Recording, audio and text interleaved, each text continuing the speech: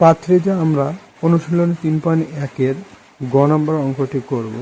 গ নম্বর অঙ্কে দেওয়া হচ্ছে 4y - 5x এটার বর্গ নির্ণয় করবো। তো এটাকে হচ্ছে আমরা প্রথমে অঙ্কটা তুলে নেই 5x এবং হচ্ছে তার উপর বর্গটা দিয়ে নিই।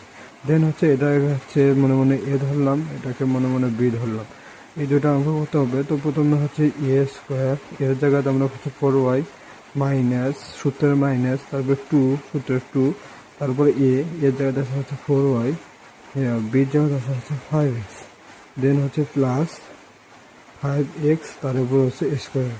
তাহলে হচ্ছে 4 4 16 Y square minus 4 2 8 5 8 40 X Y plus হচ্ছে 5 5 25 এক্স স্কোয়ার। এটাকে তোমরা এইভাবে রাখবা, তোমাদের হচ্ছে অঙ্কটা হয়ে যাবে। তো আমাদের কিন্তু এর মধ্যে আমরা 3টা অঙ্ক করে ফেলছি, আরও কয়েকটা অঙ্ক আছে, তো সেগুলো আমরা হচ্ছে ধাপে ধাপে করবো। তোমরা হচ্ছে অবশ্যই এই সিরিজটা কন্টিনিউ করবা।